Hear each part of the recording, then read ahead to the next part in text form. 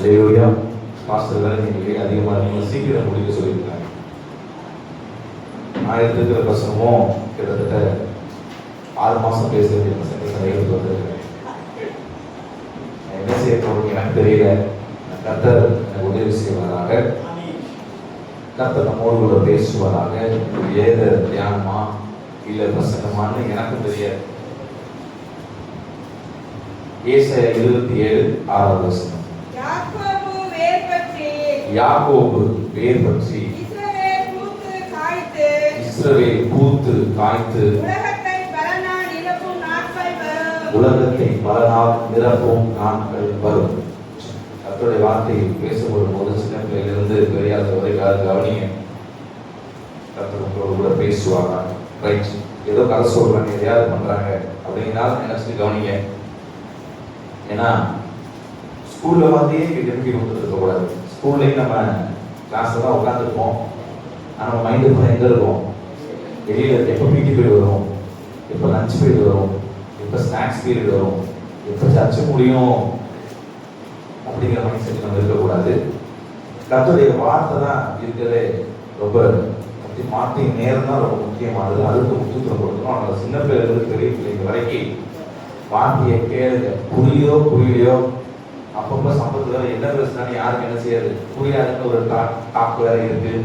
இன்னைக்கு கொஞ்சம் அப்படித்தான் இருக்கும்னு நினைக்கிறேன். ஆனா கர்த்தர் உதவி செய்வாராக, உங்களோட கூட பேசுவாராங்க. அல்லேலூயா. ஏசாயா 27:6 இந்த மாதம் கர்த்தர் நம்முடைய சபைக்கு கொடுத்த வாக்குத்தத்த வசனம், ஆசீர்வாதமான வசனம். யாக்கோபு இஸ்ரவேல் ரெண்டும் ஒரே ஆள் தான். சொல்லுங்க, யாக்கோபு இஸ்ரவேல் ரெண்டும் ஒரே ஆள் தான். இந்த ஸ்கூல்ல நிறைய பசங்க இருக்கிறாங்க. பேர் என்ன? Abraham Moses. ஆபிரகாம் அவர் தான், மோசஸ் அவர். ஜான் பீட்டர் பேர், ஜான் அவர் தான், பீட்டர் அவர் தான். இப்படி பல கேரக்டர்ல பேர் வைக்கிற மாதிரி யாக்கோபும் ஒரே ஆள் தான். யாக்கோபு ஆண்டவரை ஏற்றுக்கொண்டு என்ன மாறுறாரு? பேரை மாற்றி. பேர் மாத்துறதுலாம் எங்கே இருந்தா வந்திருக்கு?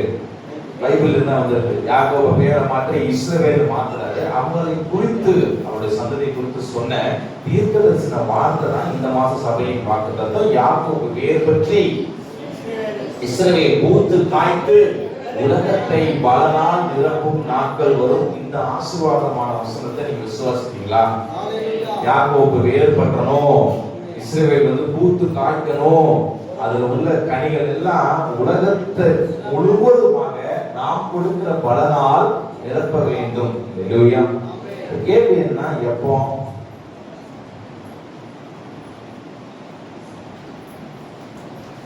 யாக்கோபு வேர் பற்றும். நல்லா நீங்க கவனிச்சு பாருங்க. இன்றைய செய்தி வந்து பாஸ்ட் டென்ஸ் பிரசன்ட் டென்ஸ் இல்ல, ஃபியூச்சர் டென்ஸ் பிரசன்ட் டென்ஸ். கிராமர்ல 3 டென்ஸ் இருக்கு. கடந்த காலம், நிகழ்காலம், எதிர்காலம். நம்ம இப்ப கடந்த காலத்தை பத்தி எதுவுமே நம்ம பேச போறது இல்ல. நம்ம எதிர்காலத்தை பத்தி பேச போறோம். அல்லேலூயா.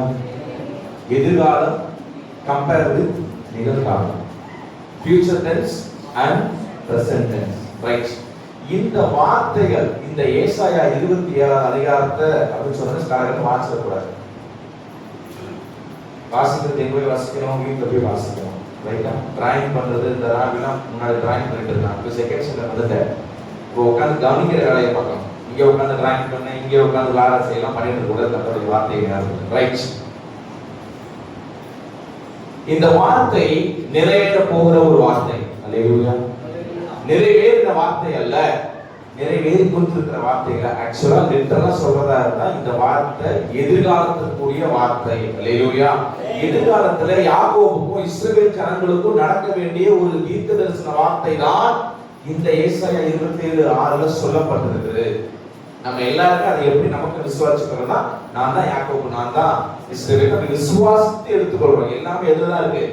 விசுவாசத்துல, நம்பிக்கையில. ரைட். இப்ப கேள்வி என்னன்னா, நான் வேறுபட்டணும், நான் பூத்து காய்க்கணும், நான் பலனா நிரப்பணும் அப்படி நம்புறீங்களா? நினைக்கிறீங்களா? கண்டிப்பா அது நடக்கும், வரும். உலகத்தை பலனா நிரப்பும் நாட்கள் இனிமேல் என்ன செய்ய போகுது? வர போகுது. நான் கேட்கிறேன், எப்போது? எந்த சூழ்நிலை வரப்போகுது? எப்ப வரப்போகுது?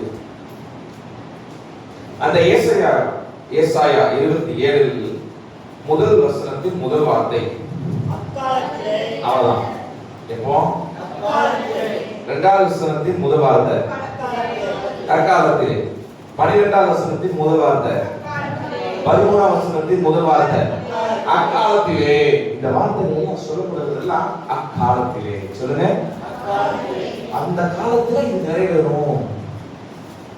நம்ம வாழ்க்கையில எப்ப நிறைவேற போகுது, அதுக்கு நம்ம என்ன செய்யணும், எப்படி இருந்தா இந்த வார்த்தைகள் வசனங்களும் ஆசீர்வாதமும் என் வாழ்க்கையில கிரியை செய்யணும், ஆசீர்வதிக்கப்படுகிறது. இன்னைக்கு நம்ம தியானித்து நிறைய செய்ய போகிறோம். ஆண்டவருடைய கிரியேஷன்லயே, ஆண்டவருடைய கிரியேஷன் கொஞ்ச நேரத்துக்கு முன்னாடி பாஸ்டர் சொன்னாங்க, உலகத்தின் சகல சிருஷ்டிக்கும் நம்ம வசனம் செய்யப்படணும். இப்போ மிருகங்களுக்கு வசனிக்கப்படுமானா மிருகங்களுக்குலாம் ஏற்கனவே செய்யப்பட்டது. ஆண்டவர் ரசிக்க அவங்க ரசிக்கப்படுவாங்கன்னு தெரியல, நமக்கு தெரியாத பத்தி பேசப்படுறது. ரைட். ஆண்டவருடைய கிரியேஷன்ல மிகவும் பயங்கரமான கிரியேஷன் என்ன? எக்ஸப்ட் மனிதன். யாராவது சொல்லுங்க, டிஸ்கஸ் பண்ணலாம். ஆண்டவருடைய படைப்புகளில் ஒரு மெஜஸ்டிக் பயங்கரமான சிருஷ்டிப்பு யாராவது சொல்லுங்க பார்ப்போம். தெரிஞ்சது யாராவது சொல்லுங்க. சும்மா பேசலாம், மக்கள் பேசலாம், ஸ்கூல் மாதிரி தான் இருக்கும். ரைட், சண்டே கிளாஸ் தான் பேசலாம். ஆண்டவருடைய படைப்புகளில் பயங்கரமானது எது? என்னமா? பெலிஸ்தியரா? சரி, மனுஷனுக்கு கிடையாது. வேற யாராவது சொல்லுங்க. மனுஷனுக்கு தவிர்த்து வேற யாராவது சொல்லுங்க. ராவி, எலிபென்ட். ராவி என்ன சொல்றாங்க? எலிபென்ட் தான் ரொம்ப ரொம்ப என்னது சார் பயங்கரமானது. பார்த்தாலே எப்படி இருக்கும்? பயமா இருக்கும். அப்படியே சவுண்ட் கொடுத்தா ரொம்ப பயமா இருக்கும். ஆளு எப்படி இருக்கு? நீங்க எலிபென்ட் குத்தினா எலிபென்ட் வலிக்காது, யாருக்கு தான் வலிக்கும்? சரி, வேற சிங்கம். காட்டுக்கே ராஜா யார் தான்? சிங்கம் தான்யா. சிங்கம் தான் யானையே ஓரமா ஒதுங்கிதான். காட்டுக்கே ராஜா சிங்கம் தான். அப்படி வந்து ஒரு கர்ஜனை கொடுத்தா போதும், டேய் காளே வரணும். வேற பெரிய ஆளு யாரு? கடல். ஒரு நல்ல ஒரு தியானம், நல்ல ஒரு தாட் தான். என்ன இருக்கு ஏது இருக்கு யாருக்கும் என்ன செய்யாது, தெரியாது. பயங்கரமானது கடல். ஒரு 2 அடி வேணா உள்ள போயிட்டு காலை நினைச்சிட்டு வரலாம். அதுக்கு மேல போனா எப்படி இருக்கும்? பயமா இருக்கும், பயங்கரமா இருக்கும். யாரு? மலையா? மவுண்டைன். மெரைன் இன்ஜினியர் சொல்றாரோ, ஓ அவர் கடல்லே இருக்கிறதுனால கடலாயா பயங்கரமானது. ஆண்டவருடைய படைப்பு ஒவ்வொருத்தருக்கும் ஒரு தாட். ரைட். என்னமா? எரிமலை. வேர்க்கணும். வெறுமலை நம்பி என்ன மலை? எரிமலை. இது அநேக படைப்புகள் வந்து ரொம்ப பயங்கரமாக சொல்லப்பட்டிருக்கு. ஆனால் வேதத்துல சொல்லப்பட்ட ஒரு காரியத்தை தான் நம்ம அந்த முதல் வசனத்தை தொடர்ந்து வாசிக்க 27 முதல்ல. அம்மா தான் வாசிக்கிறா. ஐ மீன் எங்களுடைய பாஸ்டரம்மா வாசிக்கிறாங்க. அம்மா நீங்க உனக்கு இன்னைக்கு பயமா இருக்கும் தான் சொன்னேன். அவ புரிஞ்சுக்கல, இப்ப புரிஞ்சுக்குவான்னு நினைக்கிறேன். அக்காலத்திலே கர்த்தர் லிவியாதான் என்னும் நீண்ட பாம்பை, லிவியாதான் என்னும் கோணலான சர்ப்பத்தையே கரிதும் பெரிதும் பலத்ததுமான தமது பட்டயத்தால் கண்டிப்பார். சமுத்திரத்தில் இருக்கிற வலு சர்ப்பத்தை கொன்று போடுவார். எதை பத்தி சொல்லப்பட்டிருக்குன்னா, ஒரு வலு சர்ப்பம், அது கோணலானது, பயங்கரமானது, ஒரு நீண்டது, அது பயங்கரமானதுன்னு இந்த ஒரு வார்த்தையில மட்டும் சொல்லப்படல. இந்த லிவியாதான் என்கிற ஒரு பாம்பை குறித்து ஏன் சபையில் பேசணும்? ஏசாயா 27 தான் இருக்கு. அந்த பாம்பை குறித்து வேதத்துல ஒரு அதிகாரம் முழுவதுமே தேவன் தன்னுடைய வார்த்தையை வாயை திறந்து சொல்லியிருக்கிறார். யோபு 41வது அதிகாரம்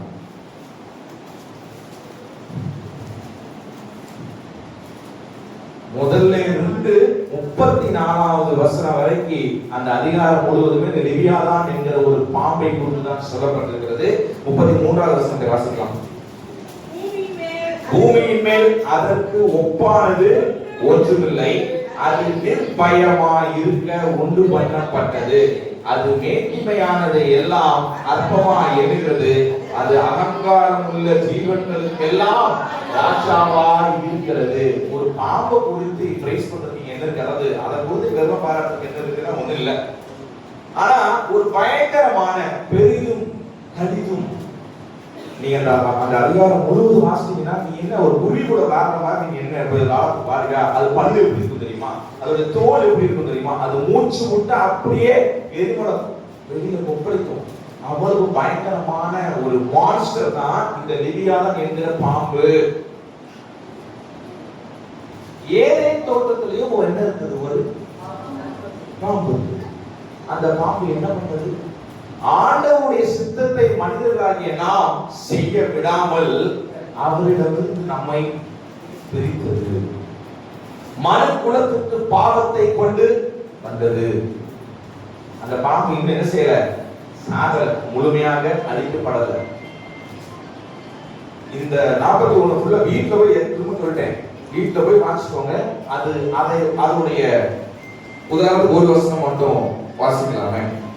12வது வசனம், அந்த 41:12. அதனுடைய அங்கங்களும் அதன் வீரியமும் அதன் உடல் இசையின் நேர்த்தியும் இன்னதென்று நான் சொல்லாமல் மறைக்க மாட்டேன். 19. அதன் வாயிலிருந்து எரிகிற பந்தங்கள் புறப்பட்டு அக்கினி பொறிகள் பறக்கும். 18. அந்த தும்முகையில் ஒளி வீசும். 27. இரும்ப அது வைக்கோலாகவும் வெண்கலத்தை உளுந்த மரமாகவும் எண்ணும். அம்பு அதை துரத்தாது, கவன் கற்கள் அதற்கு துரும்பாகும். இப்படி பயங்கரமா சொல்லப்பட்டது. ஆதாம் ஏவாளை ஏமாத்துறது ஒரு, வஞ்சித்தது ஒரு சர்ப்பம், ஒரு பாம்பு. அப்ப பாம்புனாலே யாரு?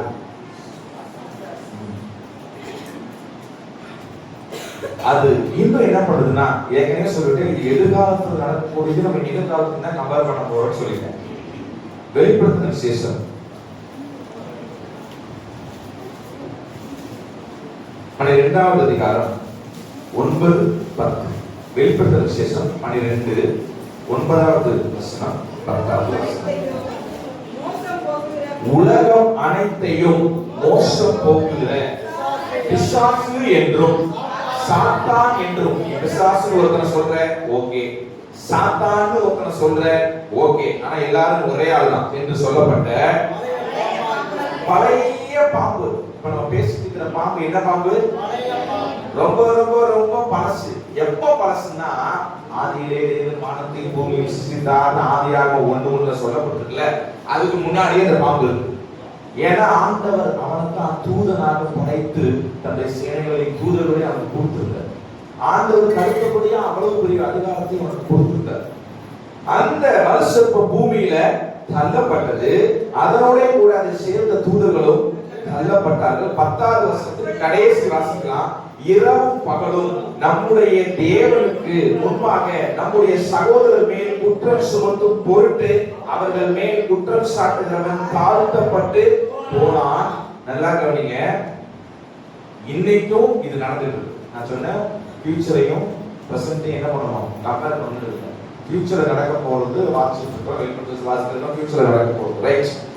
24 மணி நேரமும் என்னுடைய பையன் உங்களுடைய புள்ள உங்களை நேசிக்கல, உங்களை விட்டு தூரமா போறான் அப்படின்ட்டு எப்படி ஆதாம் ஏவாளை வஞ்சிப்பதற்கு தந்திரமாக காரியங்கள் நடத்தினானோ, அதை போலதான் இன்னைக்கும் சாத்தான் அவனை சேர்ந்த தூதர்களும் ஓயாமல் நம்முடைய சகோதரர்கள் செஞ்சுட்டு இருக்காங்க. சகோதரராகிய உங்களை குறித்து நம்மை குறித்து குற்றம் சாட்டி கொண்டு இருக்கிறார்கள். 12வது வசனம், வெளிப்படுத்தல் 12:12.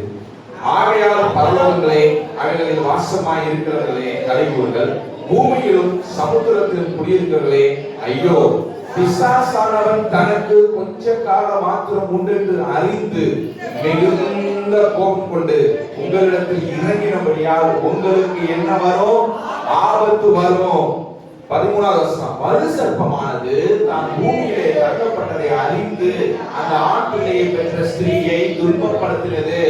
பிசாசின் 24/7 ஒரு முக்கிய நோக்கம் என்னன்னா, கிறிஸ்தவ பிள்ளைகளை துன்பப்படுத்துவது. எந்த சூழ்நிலையும் சாத்தான், பிசாசு, வலு சர்ப்பம், பாம்பு நமக்கு நன்மையை எந்த வகையிலே கொண்டு வராது. ஒருவேளை நன்மையை போல தெரியலாம், ஆனா அதுக்கு பின்னாடி யாரா இருப்பா? சாத்தான் தான் இருப்பான். சாத்தானை, பிசாசை, பழைய சர்ப்பமாகிய லூசிபரை இனம் கொண்டு கொள்ள கத்துக்கணும். இந்த இப்பேற்பட்ட இந்த சாத்தான யாராலும் அசைக்க முடியாத அகங்காரமான எல்லா உயிர்களுக்கும் யாரா ராஜாவா? அந்த லிபியா தான் இந்த பாம்பு தானா. உலகத்திலே யாருக்குமே பயப்படாது அந்த ஒரு மிருகம் தானா. பயம்னா அந்த மிருகத்துக்கு என்னன்னு இப்பதான் வாட்சம் யோக 31 அது இருக்கிறத நான் சொல்றேன். பயம்னா என்னன்னே தெரியாது அந்த சாத்தான தான். ஏசாயா 27:1 இப்ப வாசிங்க எல்லாரும் எடுத்துக்கோங்க. ஏசாயா 27:1 அக்காலத்திலே கர்த்தர் லெவியாதான் என்னும் நீண்ட பாம்பை, லெவியாதான் என்னும் கோணலான சர்ப்பத்தையே கடிதும் பெரிதும் பலத்ததுமான தமது பட்டயத்தால் கண்டிப்பார், சமுத்திரத்தில் இருக்கிற வலு சர்ப்பத்தை கொன்று போடுவார். அல்லேலூயா. இவ்வளோ பெரிய சாத்தான வலு சர்ப்பத்தை கர்த்தர் கொன்று போடுவார். உங்க வாழ்க்கையில பிசாசு கொண்டு வருகிற போராட்டங்கள், பிரச்சனைகள், துன்பங்களை எல்லாம் ஆண்டவர் கொண்டு போடக்கூடாது. யார்தான் கொண்டு போடணும் சொல்லுங்க? ஆண்டவர் கண்டிப்பா ஒரு உதவி செய்ய வல்லமையுள்ளவராக இருக்கிறார். ஆண்டவருடைய பிள்ளைகள் எப்படிப்பட்டவர்களாக இருக்கணும்னா, பிசாசை துரத்துகிறவர்களாக. பிசாசு நம்மளை ஓட ஓட விரட்டக்கூடாது. நம்ம தான் பிசாசை என்ன செய்யணும்? ஓட ஓட துரத்தணும். ஆண்டவர் எப்படி வருஷத்தை ஜெயிக்கிறார்னா, கடிதும் பெரிதும் பல. ஆண்டவருக்கு ஒரு மாசான ஒரு வெயிட்டான ஒரு என்ன இருக்குன்னா ஒரு ஆயுதம் இருக்கு. அது என்னன்னா சொல்லல. அவர் ஒரு பட்டயத்தால் என்ன பண்றாரு? ஏசாயா 27:1 நம்ம இன்னைக்கு பேச போறதுக்குள்ள ஏசாயா 27 மட்டும்தான். ஏசாயா 27ல ஆண்டவர் ஒரு பட்டயத்தால் சர்ப்பத்தை கொண்டு போடுறார். முழுமையாக கொண்டு போட போறது லிட்டரலா ஒரிஜினலா உண்மையை சாப்பிட எப்ப சாப்பிட போறாங்க, எத்தனை வருஷம் இருக்கு நமக்கே இன்னும் தெரியாது. ஆனா இன்னைக்கு உங்க வாழ்க்கையில சாத்தான் இருக்கு, உங்க வாழ்க்கையில பிசாசு இருக்கு, உங்க வாழ்க்கையில சர்ப்பம் இருக்கு. என்னது ஐயோ பயமா இருக்கே, வீட்டுக்கு எப்படி போறது, ஒரே செடி கொடியா இருக்கே. வாழ்க்கையில இருக்குன்னா ஆண்டவர் விட்டு தூரம் செல்ல வைக்கிற எல்லாமே பிசாசு தான். ஆண்டவர் சொன்னதை செய்யாம இருக்க வைக்கிறது சாத்தான் தான். ஆண்டவர் செய்யக்கூடாதுன்னு சொல்றத செய்ய வைக்கிறது சாத்தான். இவ்வளவு நேரம் பாஸ்டர் ஒரு 1/4 மணி நேரம் பேசினாங்க. தயவு செய்து பிள்ளைகளுக்கு என்ன வேண்டாம்? மொபைல் போன் வேண்டாம், தேவையானது மட்டும் யூஸ் பண்ணுங்க அப்படின்னு நாங்க சொல்றோம். இதெல்லாம் எதுக்கு சொல்றோம்? உங்க நல்லதுக்கு தான் சொல்றோம். நீங்க நல்லா இருக்கணும், கெட்டு போயிடக்கூடாதுன்னு தான் சொல்றோம். அதை ஏற்றுக்கிட்டு அதை புரிஞ்சுக்கிட்டு சரியான பாதையில் நீங்க நடக்கணும். அதுக்கு பெற்றோர் வந்து ஒத்துழைப்பு கொடுக்கணும், அவங்களை கண்டிக்கணும், அன்பு செலுத்தணும், வழி நடத்தணும். அதெல்லாம் விட்டுட்டு we are the youngsters, break the rules. இன்னைக்கெல்லாம் வந்து இதுதான் டேக்லைன். ரூல்ஸ் பிரேக் பண்றதா நீங்க கெத்து. ஸ்கூலுக்கு இப்படி முடிவெடுக்கக்கூடாதுன்னு சொல்றாங்க. ஆனா எப்படிதான் முடிவெடுக்க போறோம்? எப்படிதான் முடிவெடுக்க போறோம்? ஒன் சைடு தான் வெட்டுவோம், முள்ளமன்றி மண்டை நரிமண்ட மாதிரி தான் வெட்டுவோம்னா அங்கேயே நீ வந்து ஒரு விதிக்கு ஒரு ரூல்ஸ் கட்டுப்பட முடியலையே. ஆண்டவர் எப்படிப்பா நீ கட்டுப்படுற? ஆண்டவர் எப்படி கட்டுப்படும்? அப்பா அம்மா ஒன்று சொல்றாங்க, நாங்க கேட்க மாட்டோம்னா அங்கேயே முடிஞ்சது உன்னுடைய கீழ்ப்படிதல். சின்ன விஷயத்துல தான் பெரிய விஷயம் ஆரம்பிக்குது. நம்முடைய ஆசீர்வாதம் எப்படிப்பட்டதா இருக்கணும்னா, உலகத்தை பலனால நிரப்பணும்னா முதல்ல உங்ககிட்ட இருக்கிற பிசாசு என்ன பண்ணணும் சொல்லுங்க? துரத்தணும். ஒரு வீட்டுக்கு பெயிண்ட் அடிக்கணும். நம்ம ஜிடி நாயகத்தை கேட்போம், சொல்லுமா ஜெய்சன் ஒரு வீட்டுக்கு பெயிண்ட் அடிக்கிறதுக்கு என்ன பண்ணணும்? முதல்ல எடுத்த உடனே என்ன பண்ணா சுரண்ட ஆரம்பிச்சிடணும். என்ன செஞ்சிடணும்? சுரண்ட ஆரம்பிச்சிடணும். அடுத்து பஸ் எடுத்து செஞ்சிடணும். இல்ல, முதல்ல ஒரு வீட்டுக்கு பெயிண்ட் அடிக்கணும்னா முதல்ல ஃபுல்லா ஒரு ஒட்டடை, ஒரு தூசி இதெல்லாம் இருக்கும். அதை முதல்ல என்ன பண்ணணும்? அந்த ஒட்டடையோடே என்ன அடிக்க கூடாது? பெயிண்ட் அடிக்க கூடாது. அடிச்சா அவன் நல்லா இருக்க. அப்ப நம்ம இடத்துல இருக்கக்கூடிய பாவ எண்ணங்களை, ஆண்டவருக்கு விரோதமான எண்ணங்களை, சாத்தான் கொண்டு வந்த சிந்தைகளை நீ துரத்து. ஹல்லேலூயா. ஆண்டவர் பட்டயத்தால ஜெயிக்கிறார்னா உனக்கு ஒரு மிகப்பெரிய ஒரு பட்டயத்தை கொடுக்கிறார். ஹல்லேலூயா. பட்டயம்னா என்ன? பாம்புனா சாத்தான் தான், பட்டயம்னா ஆண்டவருடைய வசனம் தான். ஆட்டுக்குட்டியோட ரத்தத்தினால தோய்த்ததுனால, சாட்சியின் வசனத்தினாலதான் வெளிப்படுத்திய விசேஷத்துல மக்கள் ஜெயித்தார்கள். ஹல்லேலூயா. நாம் ஜெயிப்பதற்கு ஒரு தேவையான ஒரு பட்டயம் கர்த்தருடைய வார்த்தை. அந்த வார்த்தையை சொல்ல பழகுங்க. ஆனா நம்ம வாயிலிருந்து வர்றதுக்குள்ள சினிமா பாட்டு, வாயிலிருந்து வர்றது எல்லாம் சினிமா டயலாக், உலக பேச்சு, இதுதான் அதிகமா நம்ம வாயிலிருந்து வருது. வரக்கூடாது. ஒவ்வொரு நாளும் காலையில பிள்ளைங்களை ஸ்கூலுக்கு அனுப்பும் போது என்ன ஆகும், 6ல கடைசி 3 வருஷம் இருக்கும். பாஸ்டர் அப்பப்போ சொல்லுவாங்க, பாஸ்டர் புதுசா சொல்றாங்க நினைச்சிட்டு இருக்க கூடாது. 6 பிளஸிங் வசனங்கள். கர்த்தர் உன்னை ஆசீர்வதித்து உன்னை காக்க கடவுள். கர்த்தர் தம்முடைய முகத்தை உன்மேல் பிரகாசிக்க பண்ணி உனக்கு கிருபையாய் கட்டளையிட கடவுள். கர்த்தர் தம்முடைய முகத்தை உன்மேல் பிரசன்னமாக்கி உனக்கு சமாதானம் கட்டளையிட கடவுள். முதல்ல கிருபையா இருக்க கடவுள். ரைட். இதெல்லாம் ஆசீர்வாதமான வசனம். அந்த வசனத்தை நீங்க வாசிச்சீங்கன்னா இதுல டெய்லி நீ வந்து என்ன செய்ய, நீ சொல்லு, உனக்கு ஆசீர்வாதம் என்ன செய்யும். எனக்கு கர்த்தர் ஓப்பனா சொல்லுது. இப்படி பிள்ளைகிட்ட ஆசீர்வாதமான வசனங்களை பேசுங்க. பிள்ளைங்க ஒரு காரியத்தை கொண்டு வந்து அந்த பைபிளை கம்பேர் பண்ணி பேசுங்க. வசனத்தை பேசுங்க, வசனத்தை பேசுங்க, வசனத்தை பேசுங்க. அதுதான் பட்டயம், அதுதான் ஆயுதம். குடும்பத்தோட அத்தனை பிரச்சனைகளையும் அது மட்டும்தான் துரத்த முடியும். நம்மளா இதை என்ன செய்ய முடியாது, துரத்த முடியாது. ஆண்டவருக்கு ஒரு பட்டயம் இருக்கு, நமக்கு ஒரே பட்டயம் தான் இருக்கு. என்ன அந்த பட்டயம்? வேத வசனம் நம்முடைய பட்டயம், நம்முடைய ஆயுதம். அதை பேச பழகுங்க. பேச பேச பேச எல்லாம் காலியாயிரும். எந்த பிசாசும் இருக்க முடியாது. ஆண்டவர் தேவனுடைய இந்த அவர் பேசுகிற வார்த்தையினால்தான் உலகத்துல மனுஷனா இருக்கும் போதும் ஜெயித்தார். ஹல்லேலூயா. இப்படி எழுதியிருக்கிறதே, இப்படி எழுதியிருக்கிறதே, அப்பாலே போ சாத்தானே. இந்த சாத்தானுக்கும் உண்மையா இப்போ லிட்டரலா இருக்கக்கூடிய பிசாசுக்கும் ஒரு முடிவு உண்டு. அது எதிர்காலத்துல நடக்க போகுது. அதான் இவரத்துல சொல்லப்பட்டிருக்கு. ஆனா நிகழ்காலத்துல உங்க வாழ்க்கையில் இருக்கக்கூடிய பிரச்சனையை நீங்க இதேனுடைய வார்த்தையை கொண்டு மட்டும்தான் துரத்த முடியும். ஹல்லேலூயா. அந்த ஆசீர்வாதத்தை கர்த்தர் உங்களுக்கு வச்சிருக்கிறாரு. அது வரப்போகுது. ஆமென். அது வரப்போகுது. பிசாசுகளை துரத்துகிற சந்ததி இங்கிருந்து எழும்ப வேண்டும். பிசாசுகளை ஜெயிக்கக்கூடிய ஒரு தலைமுறை இங்கிருந்து எழும்ப வேண்டும். ஆனா இன்னைக்கு நம்மளே அவங்க கூட என்ன செஞ்சுட்டு இருக்கோம்னா, என் ஃப்ரெண்டு எப்படி இருக்கான் அப்படிதான் நானும் இருக்கேன், என் கூட வேலை வாரம் எப்படி இருக்காங்க, இதுல என்ன தப்பு இருக்கு? எங்க இருந்து நீங்க பிரச்சனை ஆரம்பிக்கணும், இதுல என்ன தப்பு இருக்கு, இதுல என்னையா இருக்கு அப்படிங்கிற ஒரு நார்மலைஸ் மைண்ட் செட்டுக்கு பிசாசு நம்ம மாத்திட்டான். செல்போன் யூஸ் பண்ணல என்ன தப்பு இருக்கு? ஒரு காலத்துல வந்துட்டு டிவி பார்த்தா என்னது பாவம். இன்னைக்கு யாராவது எந்த பாஸ்டரும் டிவி பார்க்கறது தப்பு நினைச்ச மாட்டாங்க காலையில.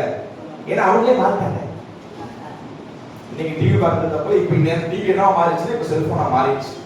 எல்லாமே முதல்ல பாவம் தான். திரும்பவும் சொல்றேன், உங்களுக்கு தெரிந்தோ முக்கியமா இளைஞர் வாழ்வு பிள்ளைகளுக்கு சொல்றேன், நீங்க போனுக்கு பின்னாடி யார் தான் இருக்காங்க? நீங்க போன் யூஸ் பண்ணிட்டு இருக்கீங்களா, அதுக்கு பின்னாடி யார் தான் இருக்காங்கன்னா சாத்தான் மட்டும்தான் இருக்கான். வேற எதுவுமே இல்லை. நீங்க என்ன பண்ணாலும் சுத்தி முத்தி அங்க வந்துருவான். ரொம்ப ரொம்ப கவனமா இருங்க. செல்போனை தனிமையா யூஸ் பண்ணாதீங்க. அப்பா அம்மாவுக்கு தெரியாம எதை மறுபடியும் செல்போனா வேணாம். நான் பேசுறதெல்லாம் பாதி அவங்களே பேசுறேன், எப்படி பேசுறது. ஏன்னா அந்த பையன் கீழே விழுந்ததை பார்த்ததுன்னு எனக்கு மனசே சரியில்லை. அப்பா அவங்க அம்மா வந்து கீழே உட்காந்து அப்படியே முட்டி போட்டு நான் பக்கத்துல போனா நான் விழுந்துருவேன் அப்படிங்கிறான். அதாவது மனசை ரணமாக்கக்கூடிய வேதனை. அது வீடியோ நல்லவே போடல, பாஸ்ட் போட்டுறாங்கன்னு பார்த்தேன். ஒரு தடவை பார்த்தீங்க, ரொம்ப கஷ்டமாயி போச்சு. அவங்க அப்பா எப்படியாவது நைஸா கூட பிடிச்சி இழுத்துறான்ட்டு போறாரு. அவன் இல்ல அவன் அப்பாவோட சேர்ந்து விடுறான். அடுத்த 2 செகண்ட்ல அவன் அம்மா விடுறான். எவ்வளவு வேதனையான ஒரு பயங்கரமான இன்னைக்கு உலகத்துல மாறுது. ஏன்னா காலம் சமீபமா இருக்கு. மனம் திரும்புகிற பரலோக ராஜ்யம் சமீபித்து இருக்கிறது. நம்ம ரொம்ப ஒரு மோசமான உலகத்துல தான் செஞ்சுட்டு இருக்கோம், வாழ்ந்துட்டு இருக்கோம். நீங்க உலகத்தை படைச்சது ஆண்டவர் தான் நம்ம நம்புறோம், அதான் உண்மை. ஆனா ஆண்டவர் சொல்றாரு உலகத்தின் அதிபதி யாரு? யாரு? நீங்க ராஜா யாருன்னு கேட்டா இயேசுநாதர் அப்படின்றீங்க. ஆனா இந்த உலகத்துக்கு அதிபதி யார் தான்? வேதம் தான் சொல்லுது. நான் சொல்ல உலகத்தின் அதிபதியாகிய சாத்தான். பிரபஞ்சத்தின் தேவனானவன் நம்ம கண்களை கூடாக்கிறான். இந்த பிரபஞ்சத்துக்கு தேவன் யாரு? உண்மையை சொன்னா இந்த முழு உலகம் யார் கையில தான் இருக்கு? அதுல இருந்து நீங்க வெளியில வரணும்னா இந்த வசனம் இல்லாம யாருமே எதுவுமே பண்ண முடியாது. நீங்க தோற்றுதான் போவீங்க. ஆனா ஆண்டவருடைய பிள்ளையா இருக்கிறதுனால திரும்பியா இறக்கமா நீ எழுதுறா என்ன செய்யறப்பா உன தூக்கி விடுறது. அதுக்காக எப்போதுமே விழுந்துட்டு இருக்க கூடாது. விழுந்து ஒரு பாடத்தை கற்றுக்கொண்டு இனி விழாமல் இருக்க தேவனுடைய கிருபையை கேட்டு கற்றுக்கொள்ளணும். அன்பு தங்கையே, அன்பு தம்பியே, வாலிப பிள்ளைகளே, நம்மளையும் சேர்த்துதான். முதலாவது பிசாசை துரத்துகிற ஆசீர்வாதத்தை பெற்றுக்கொள்ளும். அல்லேலூயா. இரண்டாவது அதே ஏசாயா 27 இரண்டாவது வசனம், அக்காலத்திலே நல்ல திராட்சரசத்தை தரும் திராட்சை தோட்டம் உண்டாயிருக்கும், அதை குறித்து பாருங்கள். இயேசுநாதர் தான் சொல்றாரு. அந்த காலத்துல நான் சாத்தான கொல்லும்பா. அடுத்து இரண்டாவது, அந்த காலத்துல நடக்க போற காலத்துல என்ன நடக்கும்? ஒரு நல்ல திராட்சரசத்தை கொடுக்கக்கூடிய ஒரு தோட்டம் இருக்கும். அதை குறிச்சு என்ன செய்ய? பாட்டு நல்லா பாடுங்க. அப்ப என்ன சொன்னா, கெட்ட திராட்சரசத்தை கொடுக்கக்கூடிய தோட்டம் எங்க இருக்கு? இருந்தது. எங்க இருக்கு? ஏசாயா 4வது அதிகாரம் 1வது வசனத்திலிருந்து வாசிக்கலாம். ஏசாயா 4 முதலில் இருந்து.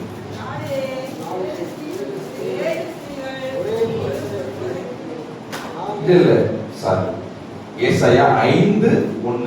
சாரி, இப்பொழுது நான் என் நேசரிடத்தில், எல்லாம் எழுதிட்டீங்களா? ஏசாயா 5:1-2 வாசித்து போறேன். இப்பொழுது நான் என் நேசரிடத்தில் அவருடைய திராட்சை தோட்டத்தை குறித்து என் நேசருக்கு ஏற்ற ஒரு பாட்டை பாடுவேன். பாட்டு தான் பாடுவேன் இவர் சொல்றாரு, ஆனா ஏசாயா 27 ஆண்டவர் சொல்றாரு. ரைட், பாட்டு பாடுவாங்க. என் நேசருக்கு மகா செழிப்பான மேட்டிலே ஒரு திராட்சை தோட்டம் உண்டு. ஆண்டவருக்கு என்ன உண்டு? ஒரு திராட்சை தோட்டம் உண்டு. திராட்சை தோட்டத்தை எதுக்கு நம்ம கம்பேர் பண்ண? ஆண்டவருடைய சபைக்கு நம்ம கம்பேர் பண்றோம். நம்ம தான் திராட்சை தோட்டம், நீங்க தான் திராட்சை செடி, நீங்க தான் கனி கொடுக்கணும், நீங்க தான் இந்த உலகத்தை பல நாள் நிரப்பணும், நீங்க தான் பூத்து காய்க்கணும். ஒரு திராட்சை தோட்டம் இருக்குது. அது எப்படின்னா ஆண்டவர் அழகா பண்றாரு. ஏன்னா முதல்ல ஒருத்தருக்கு தோட்டத்தை கொடுத்து இதை நீ காத்துக்கோ, இதை பண்படுத்துக்கோன்னு சொன்னாரு. அவன் என்ன செய்யல? அதை உருப்படியா அவன் வேலையில பொறுப்பா இல்ல. காக்கணும் அப்படின்னா பாம்பு உள்ள என்ன செய்யக்கூடாது? பாம்பு வந்தா கடிக்கணும், அடிக்கணும். இன்னைக்கு ஆளு பேசிட்டு தெரியாம கடிக்கணும்டா, கடிக்க கூடாது, என்ன செய்யணும்? அடிக்கணும் அப்படின்னு காலையில் சொல்லிட்டு இருந்தேன். எந்த சூழ்நிலை நம்ம வேலைக்குள்ள நம்ம எல்லைக்குள்ள சாத்தான் என்ன செய்யக்கூடாது? வர விடக்கூடாது. ஏன்னா எவனே விழுந்தலாமோ என்று டைம் பார்த்து பிளான் பண்ணி இதை மாட்டி விட்டுருவோம் அப்படின்னு சொல்லி யோசித்து பிளான் பண்ணி பண்ணிட்டு இருக்கிறோம். ரைட், விட்டுருவோம். இரண்டாவது காரியம், ஆண்டவருக்கு ஒரு திராட்சை தோட்டம் இருந்தது. அவர் என்ன பண்றாருன்னா அதை வேலை அடைக்கிறார். ஆண்டவர் தான் அதை வேலை அடைக்கிறார். அது உள்ள கற்களை பொறுக்கிறாங்க. உங்களை உருவாக்குவதற்காக ஆண்டவர் எவ்வளவு இறங்கி வர்றார் தெரியுமா? ஏன் அவர் ஆண்டவர் கற்களை பொறுக்கணுமா? அங்க கற்களா இருக்கு, யார் அதை பொறுக்கிறா? எவ்வளவு அழகான அன்பான ஆண்டவர் நம்ம ஆண்டவர். அந்த கற்களை பொறுக்கி அதிலே நற்குல திராட்சை செடிகளை நட்டு, நல்ல நல்ல திராட்சை செடிகளை நட்டு, இங்க ஒரு 50க்கு மேல ஒரு திராட்சை செடி இருக்கிறோம், நட்டு அது நடுவில் ஒரு கோபுரத்தை கட்டி அதில் ஆலையையும் உண்டு பண்ணி அது நல்ல திராட்சை பழங்களை தரும் என்று காத்திருந்தார். ஆனால் அதுவோ கசப்பான பழங்களை தந்தது. பிசாசை துரத்துகிற ஒரு வல்லமை, ஒரு ஆசீர்வாதம் உங்களுக்கு வேணும். அதுக்கு தேவனுடைய வசனம் வேணும். இரண்டாவது, நல்ல பழங்களை கொடுக்கக்கூடிய ஆசீர்வாதம் வேணும். ஆனா இங்க என்ன நடந்ததுன்னா, ஆண்டவர் ஒருத்தரை நம்புறாரு, உன்னை நம்புறாரு, என்ன நம்புறாரு, அத்தனை பேரை நம்புறாரு, வேலை அடைக்கிறாரு, கற்களை பொறுக்கிறாரு, நட்டுறாரு, வளர்க்கிறாரு. அது நல்ல, என் பையன் நல்ல கனியை கொடுப்பான்னு அவர் உங்களை நம்புறாருங்க. என் பிள்ளை வாயில இருந்து நல்ல வார்த்தை வரும்னு அவர் நம்புறாரு. ஆனா அவருக்கு நடந்தது என்ன? ஆண்டவருக்கு வந்து ஒரு ஏமாற்றம் தான். என்ன நடந்தது? என்ன இருந்தது? அதுவோ கசப்பான பழங்களை தந்தது. எத்தனை பேர் ஆண்டவருக்கு கசப்பை கொடுக்குறீங்க? எத்தனை பேர் உங்க பெற்றோருக்கு கசப்பான நிந்தனைகளையும் அவமானத்தை கொடுக்குறீங்க? ஒரு ஆண்டவர் எங்கேயோ இருக்கிறார், அவருக்கு நான் எங்க கொடுக்குறேன்? நீ சினிமா பாட்டு பாடினா, நீ சினிமா பாட்டு வச்சு கேட்டுட்டு இருந்தேன்னா நீ கசப்பான அனுபவத்தை தான் ஏசப்பாக்கு கொடுக்குற. சினிமா தேட்டருக்கு போனா நீ கசப்பான அனுபவத்தை தான் நீ கொடுக்குற. நீ பொய் பேசுனா, நீ ஏமாத்துனா, நீ திருடுனா, ஆலயத்தை ஒரு துச்சமா இல்ல ஆலயத்துக்கு வர்றத நீ பெருசா எண்ணாம இருந்தா 11 மணிக்கு போவோம், 12 மணிக்கு வந்துருவோம்.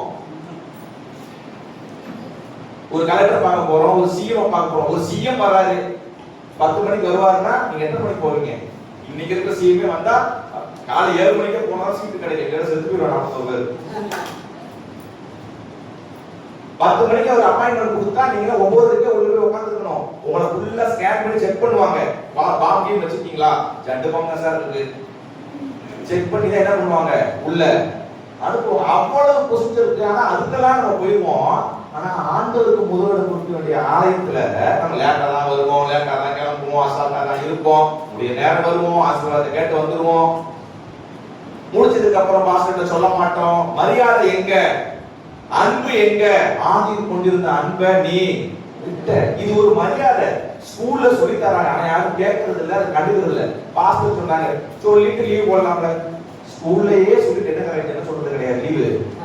அந்த ஒழுக்கம் அங்கேயே இல்ல. தயவு செய்து பிள்ளைங்க ஸ்கூல்ல படிங்க, ஒழுக்கத்தை கத்துக்கோங்க. இங்கேயும் அதான் சொல்றாங்க. இது யார் சொல்ல முடியும்? அப்பா அம்மா சொல்ல முடியல, டீச்சர் அடிக்க கூடாதுன்றாங்க. எங்க ஸ்கூல்ல அடி தாறுமாறா வரும். ஒவ்வொரு பிள்ளைங்களையும் அட்மிஷன் போடும் போதே நான் என்ன சொல்லுவேன்னா, அம்மா ரூல்ஸ் என்னன்னா குழந்தைகளை என்ன செய்யக்கூடாது, அடிக்க கூடாது. ஆனா நாங்க என்ன செய்வோம், இப்படிதான் சொல்லி அட்மிஷன் போடுவோம். அடிக்கதாமா செய்வோம்.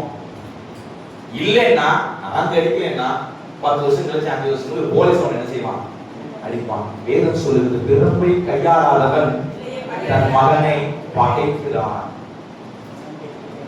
செத்து போன பையனுக்கு சின்ன வயசுல இருந்து கேட்டதெல்லாம் வாங்கி கொடுக்காம அவனுக்கு வலினா என்ன, ஏமாற்றம்னா என்ன, தோல்வினா என்ன அப்படின்னு அந்த அப்பா அம்மா கற்றுக் கொடுத்துருந்தாங்கன்னா இன்னைக்கு அவனும் செத்துக்க மாட்டான், அவங்க அப்பா அம்மா 2 பேரும் கொண்டுக்க மாட்டான். 9th படிக்கும் போது எந்த ஸ்கூல்லயும் வந்துட்டு சினிமா படத்துக்கு கூட்டு போக மாட்டாங்க. அப்படிப்பட்ட ஒரு அழகான ஸ்கூலுக்கு போய் சினிமா படத்துக்கு கூட்டு போவாங்க. நான் 9th படிக்கும் போது படம் பேர் சந்திரமுகி. அதுக்கு யாராவது ஸ்கூல் ஸ்டூடெண்ட்ஸ் கூட்டு போவாங்களா? ஆனா அந்த ஸ்கூல் கூட்டு போச்சு.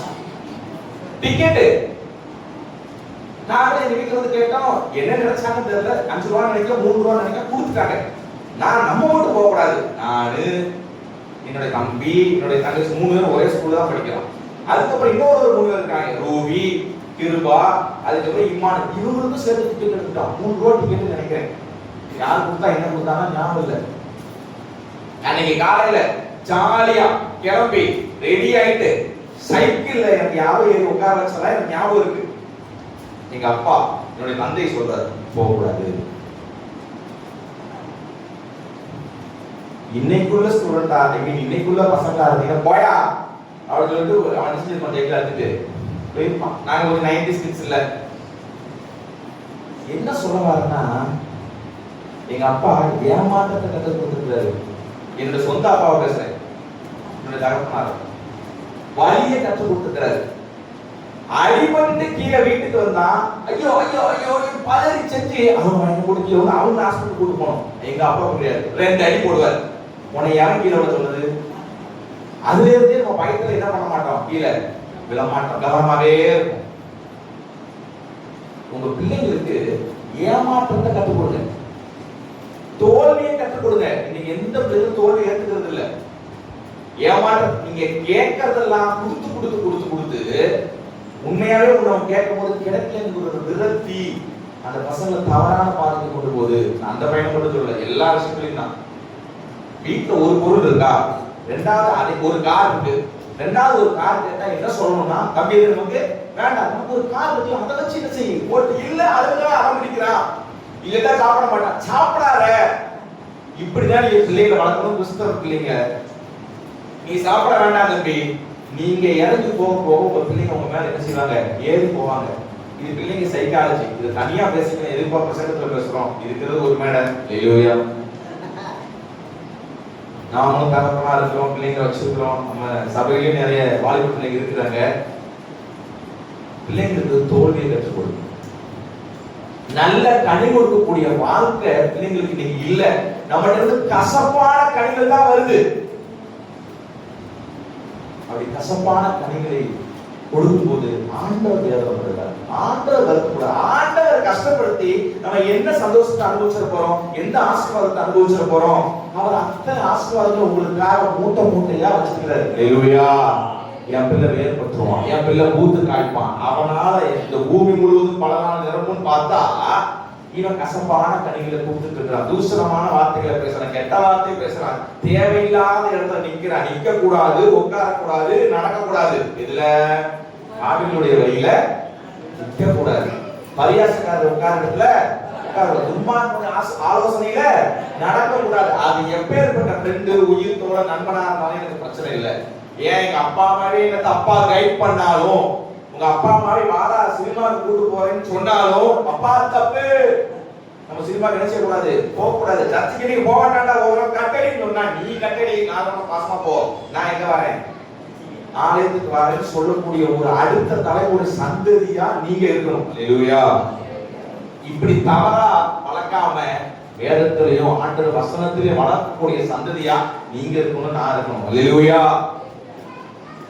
இரண்டாவது, கனி தரக்கூடிய ஆசீர்வாதத்தை கர்த்தர் நமக்காக வச்சிருக்கிறார். மூன்றாவது, ஏசாயா 27. இது அந்த இரண்டாவது காரியத்துல நான் ஒண்ணு மட்டும் சொல்ல மறந்துட்டு ஞாபகப்படுத்துறேன். நம்மளாம் சரியா பயன்படுத்தாதனால, நம்மளாம் அந்த பண்படுத்தாதனால, காக்காதனால நமக்கு கொடுத்த திராட்சை தோட்டத்தை, ஊழியத்தை, குடும்பத்தை, ஃபேமிலி ரிலேஷன்ஷிப்பை உதாசீனமா நினைச்சுக்கிட்டு எல்லா விஷயத்திலும் கவனமா இருக்கணும். ஆண்டவர் கிடைக்க சின்ன விஷயத்திலையும் கவனமா இருக்கணும். இதெல்லாம் என்ன அப்படின்னு நினைக்க கூடாது. ஆண்டவரை இறங்கி என்ன பண்றாருன்னா, 3வது வசனம் இல்ல ஏசாயா 27:3. கர்த்தராகிய நான், நீ காப்பாற்ற மாட்டீங்க, இவன் நான் காப்பாற்றுறேன். நான் அதை காப்பாற்றி அடிக்கடி அதற்கு தண்ணீர் பாய்ச்சி ஒருவரும் அதை சேதப்படுத்தாதபடிக்கு அதை இரவும் பகலும் காத்துக் கொள்வேன். கர்த்தரே காத்துக் கொள்றாரு உங்களுக்கு, உங்க குடும்பத்தை. அல்லேலூயா. உங்க பொருளாதாரத்தை. அல்லேலூயா. அடிக்கடி தண்ணீர் பாய்ச்சுறாரு. நீங்க உங்க வாழ்க்கையில உங்க தோட்டத்துக்கு அடிக்கடி தண்ணீர் பாய்ச்சணும், அடிக்கடி ஜெபம் பண்ணணும், அடிக்கடி 24 மணி நேரம் எப்போதும் வேதத்தை மைண்ட்லயாவது வச்சுக்கணும். வசனத்தை பேசணும், வாய் திறந்தா வசனம் வரணும். நேரம் கிடைக்கும் போது ஜெபம் அடிக்கடி என்ன பாய்ச்சணும், தண்ணீர் பாய்ச்சினாதான் ஒரு செடி என்ன செய்யும், வரும். நட்டி வச்சதோட சரி, 10 வருஷம் கழிச்சு பார்த்தா 10 வருஷம் இல்ல, ஒரு மாசம் அடிக்கிறவங்க எதுவுமே இருக்காது, எதுவும் கனி தராது. நீங்க காப்பாற்றணும், நீங்க தண்ணீர் பாய்ச்சுங்க, நீங்க எந்த சேதம் வராம இரவும் பகலும். இரவும் பகலும் உடனே என்ன ஞாபகம் வரணும், கர்த்தருடைய வேதத்துல பிரியமாய் இருந்து இரவும் பகலும் அந்த ஞானமாய் இருக்கிற மனுஷன் தான் வாய்க்கும். அவன் செய்வதெல்லாம் வாய்க்குவான், செய்வதெல்லாம் வாய்க்கும். அவன் தன் காலத்தில் தன் கனியை தருவான். அவன் நீர்காலுக்கு உரம் என்ன பண்ணுவான், போடுவான். எல்லாமே ஒரு கணக்கு. ரைட். 3வது காரியம்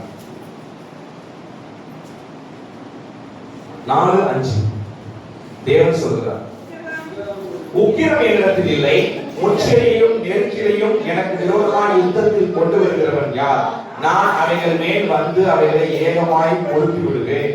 இல்லாவிட்டால் அவன் என் பலனை பற்றிக் கொண்டு என்னோட ஒப்புரவாகட்டும், அவன் என்னோட ஒப்புரவாவான். அப்பதான் ஒரிஜினல் வசனமே வருது யாக்கோபை பற்றி.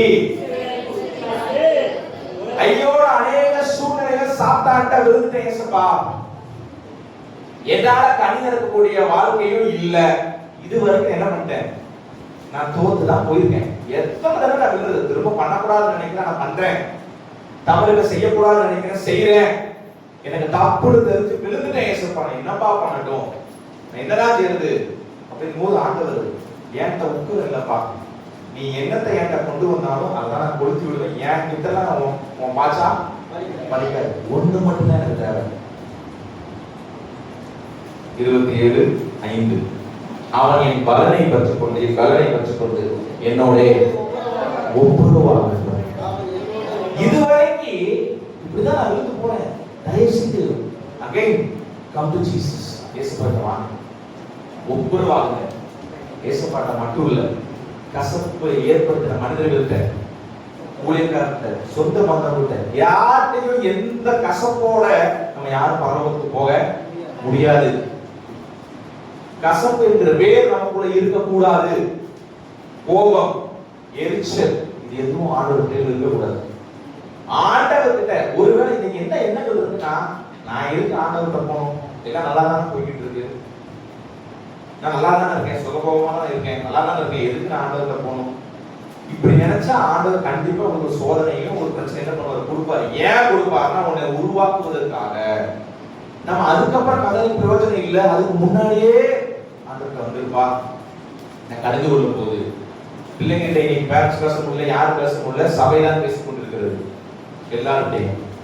அதனால ஆண்டவர்கிட்ட ஒப்புரவாகுங்க. ஹல்லேலூயா. எத்தனை பேர் ஆண்டவர்கிட்ட மறுபடியும் ஒப்புரவாக ஆயத்தமா இருக்கு? இயேசுவே, ஒருவேளை அநேக சமயங்கள நான் உங்கள்கிட்ட பின்வாங்கி இருக்கலாம், ஆனா இன்னைக்கு உங்கள்கிட்ட நான் வர்றேன், உங்கள்கிட்ட நான் ஒப்புரவாகிறேன். இனிமே நான் சாத்தானை கண்டு பயந்து ஓடவோ, சாத்தான்கிட்ட ஒப்புரவாக கூடாது, அவனுக்கு எதிர்த்து நிற்கணும். அவனை துரத்துகிற ஆசீர்வாதமாகிய இந்த வேதத்தின் பட்டயமாகிய வசனத்தை வார்த்தையை ஏற்றுக்கொள்ளணும்னு ஒரு முடிவுக்கு வாங்க. ரெண்டாவது, என்னுடைய வாழ்க்கையில நீங்க என்னுடைய குடும்பத்தை இதுவரைக்கும் பாதுகாத்துருக்கீங்க. அல்லேலூயா. இதுவரைக்கும் வேலை எடுத்திருக்கிறார், கற்களை பொறுக்கி இருக்கிறார், நம்மளை காப்பாற்றி இருக்கிறார், தண்ணீர் பாய்ச்சி இருக்கிறார், இரவு பகலும் காத்து வருகிறார். அப்ப நம்ம நல்ல பழங்களை தான் கொடுக்கிறத தவிர கசப்பான பழங்களை, ஆண்டோடைய பேருக்கு அவமான பேரை நீ எடுத்து கொடுக்க கூடாது. அல்லேலூயா. செய்ய வேண்டியதுதான் செய்யணும். ஒருவேளை தவறு இருந்தா ஆண்டவருக்கு ஒப்புரவாகும்.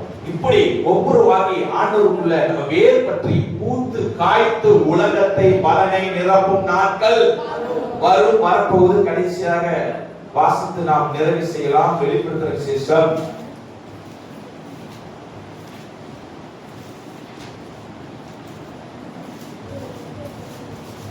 20வது அதிகாரம்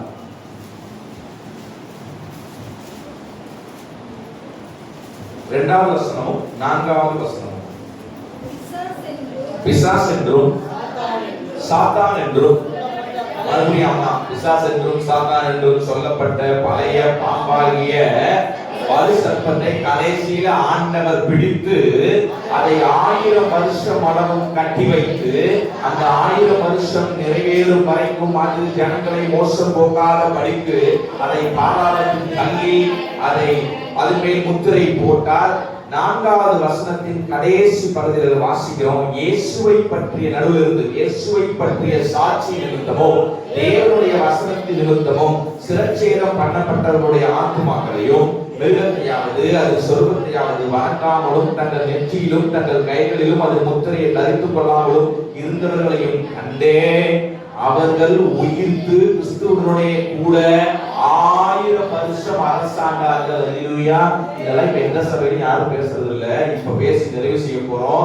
உலகத்தை பலரால் நிரப்ப போவதுன்னா என்னன்னா, இங்க இருக்கிற அத்தனை பேரும் நாம் இந்த உலகத்தை 1000 வருடம் அரசாள போகிறோம். அல்லேலூயா. அதுதான் உலகத்தை பலரால் நிரப்பக்கூடியது. அதற்கு நம்ம ஆண்டவருக்கு சாட்சியா இருக்கணும், கனி கொடுக்கணும். பிசாசு நம்ம இடையில வரவிடக்கூடாது, துரத்தணும். அல்லேலூயா. ஏசாயா 27 கடைசி 2 வசனத்தை வாசி நிறைவு செய்யலாம். ஏசாயா 27 அக்காலத்திலே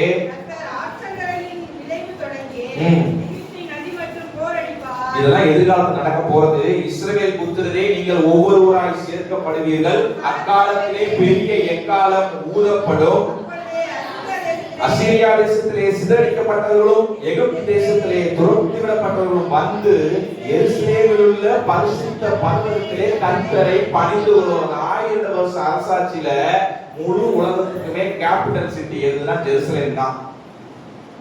நீங்க நம்புறீங்கன்னு தெரியல, நம்மலாம் ஒரு 1000 வருஷத்துக்கு முன்னே அரசாள போறோம்.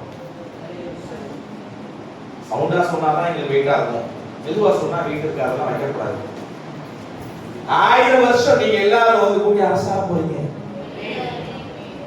நீங்க ராஜாக்களும் ராஜாக்களுமா மாற போறீங்க. அந்த இவ்வளவு ஆசீர்வாதத்தை கர்த்தர் உங்களுக்கு வச்சிருக்கிறார். அதுக்கு நீங்க வேறுபடுத்தணும், அதுக்கு நீங்க பூத்து காய்க்கணும். அதனால இந்த உலகத்தை பல நாள் என்ன பண்ணணும், நிரப்பணும். ஒரு நேம்ல சிந்திச்சுட்டு அவ்வளவு முடிஞ்சது.